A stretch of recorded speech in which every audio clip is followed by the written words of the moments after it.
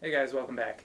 So, a few people have asked me about my military experience and what I actually did when I was in the military, and that's a tough question to answer.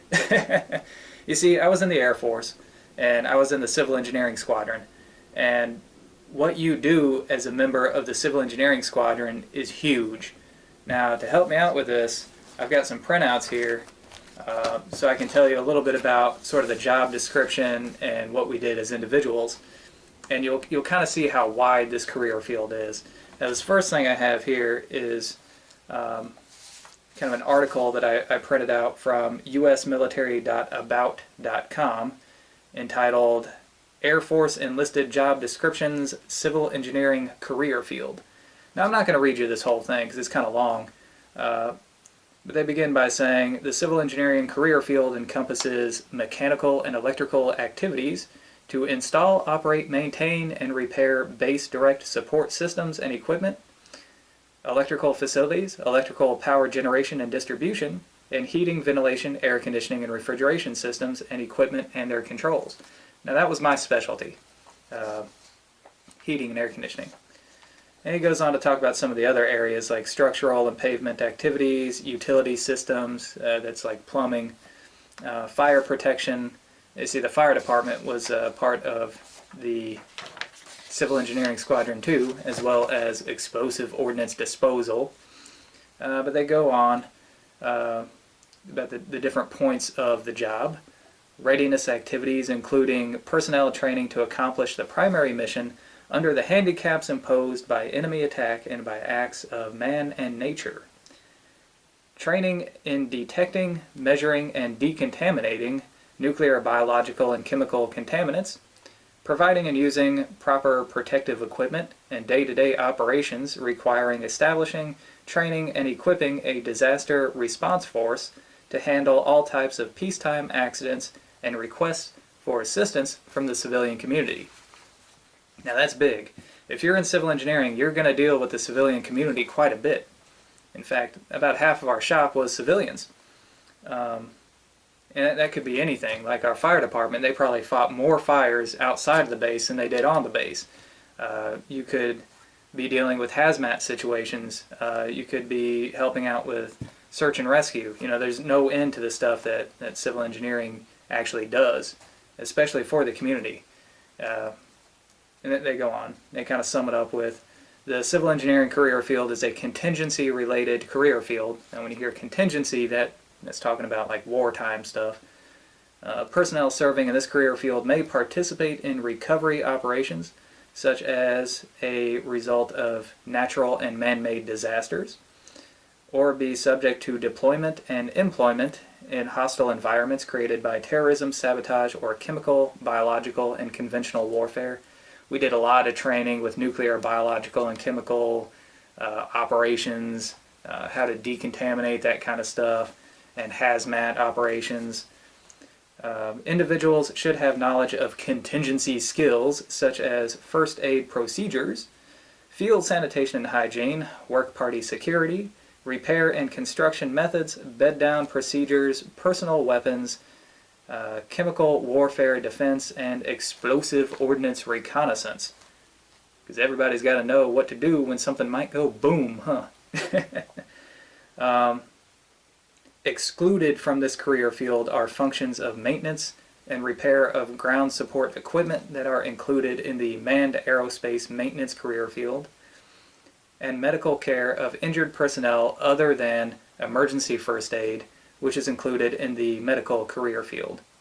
So of course we do emergency first aid, and for anything more substantial than that, that's a different career field.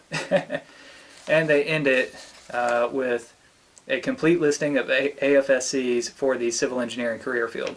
Now an AFSC is the Air Force equivalent of an MOS, if you know what that is. That's your job title.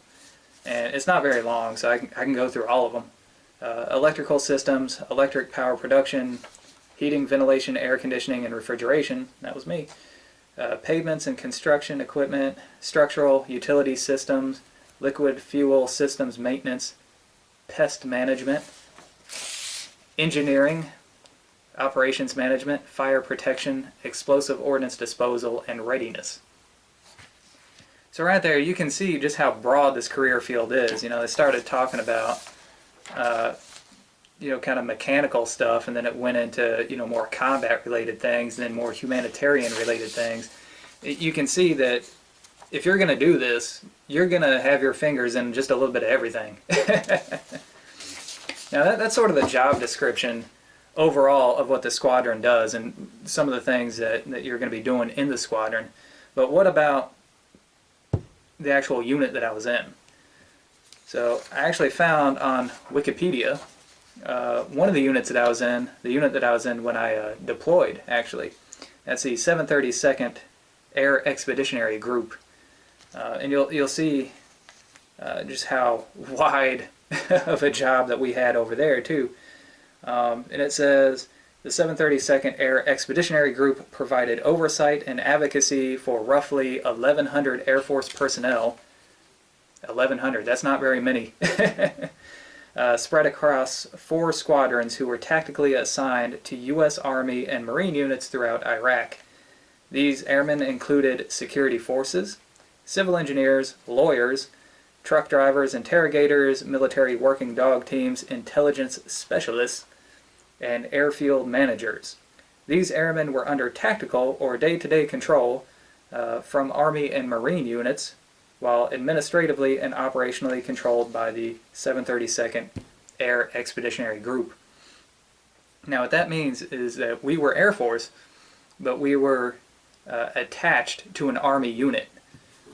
Some people were attached to a Marine unit. But anyhow, that is what we did, and for our day-to-day stuff that we did, the Army told us what to do.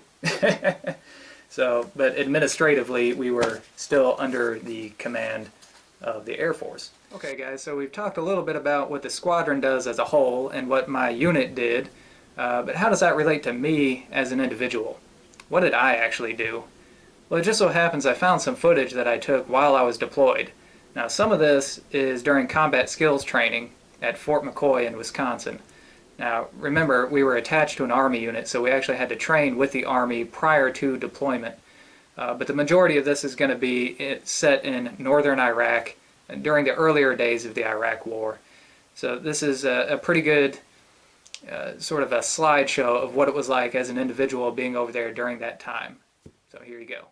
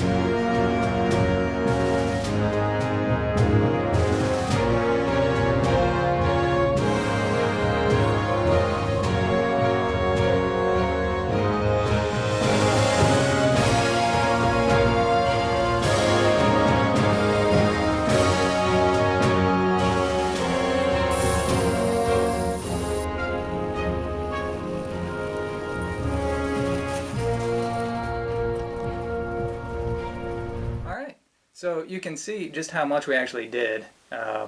There was some medical stuff in there. There was some combat-related stuff in there. There was hostile environments by nature in the form of sandstorms. Hostile environments created by people. And we actually did some actual repairing of some stuff too.